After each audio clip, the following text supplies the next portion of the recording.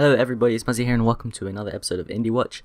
Today's game is Paranautical Activity. It's available on Steam Early Access for $6.99. I think it's about $10. And it's in a fully functional beta form, I think. And they just had a successful Kickstarter raising $12,000.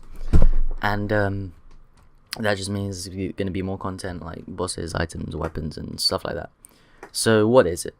The developers describe it as a old school FPS meets roguelike-like, or roguelite if you will. Basically, it's just a procedurally generated kind of FPS with like the movement and the weapon, the way weapons work. It's kind of like old school FPSs like Quake and stuff like that. So there are 5 weapons to choose from, I think, but I would only say that 2 of them are worth using. Because the David Bowie, it takes a while to draw back, and it doesn't really, it's quite hard to aim as well. This one is one of the ones worth using because it just blows everything up.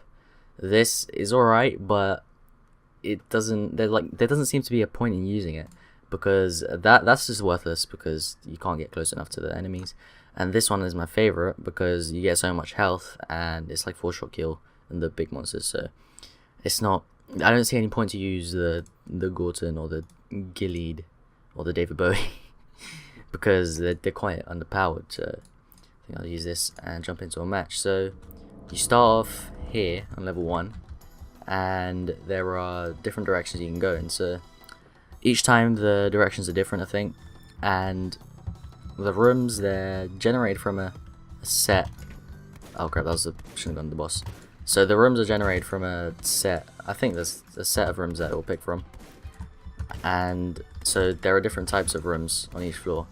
That was a boss level that I went into by accident. And there are 2 bosses on each level. There's the blue boss, which is indicated by this, and on the map you'll see the tiles.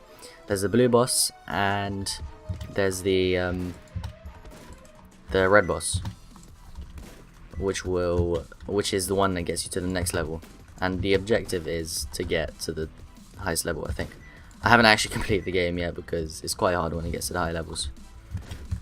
So once you get into a room, there are different types of monsters, and you just got to clear them all out and get to the next room. And they have these little gift shops where you collect coins over the levels, and you can buy different power-ups, or sometimes they're downgrades.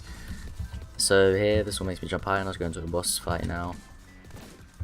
So when it starts off, it's quite easy, and there isn't much to it. There isn't really much to it anyway.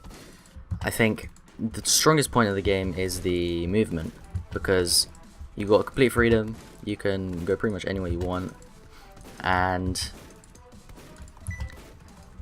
it's like the old games like Quake. You can strafe jump everywhere, you can jump up and down everywhere, and just do pretty much anything you want in terms of movement. So I'll just clear these out. And you learn, most of the power-ups, they don't tell you what they do, so you gotta learn them all. Like these ones, I know from before that they'll give me a double jump when I pick this up, so now I can jump everywhere. I think the double jump's a bit OP as well, because you can just pretty much dodge everything, but it's not once you get to the high levels. So the lift will take you up to another level, and here there are different pathways, and on the map you can see the different tiles, and after you complete a tile, it goes white. So the game's quite fun, but the biggest downside for me is the combat, because it's really simplistic and there isn't much to it, because you don't have to do anything. Like you don't have to, you got unlimited ammo, you can shoot things as much as you want, it doesn't matter if you miss, and there isn't much to the game because you can just keep going forever and ever with the gun you have. There aren't any weapon drops, which I think would be nice, like in Rise of the Triad. You get rocket launcher drops, and they have limited ammo. So I think it'd be quite nice to have something like that, where you can, where it's got limited ammo, but it's a fun weapon to use and something you just like blow things up with. Because most horror games, they've had quite funny weapons and things you can blow up. But you do also have bombs, which is one thing you have to look after and see how many you have. But it's still beta, so they're still adding a lot of stuff.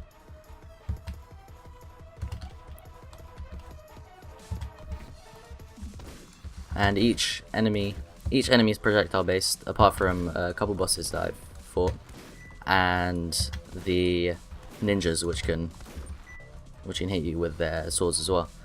But the game doesn't really do much in terms of getting you not to run away from things, because most of the time you just strafe around and shoot, and I can't see this being fun after, like, say 6 hours of gameplay or something, because this is pretty much all it is.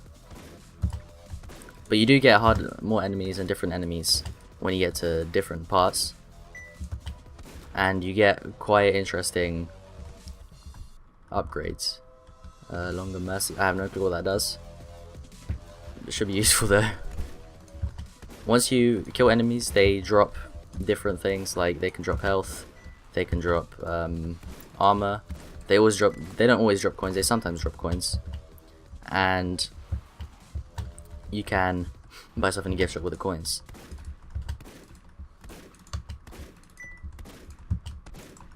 And as I said before, in the gift shop you don't know what anything does, so you just gotta find out from trying stuff out. But I think once there's a lot more, like, the game seems to be in a basic functional state at the moment, where they've got all the stuff they want to have, all the basic stuff they want to have, and that's about it, because it seems as though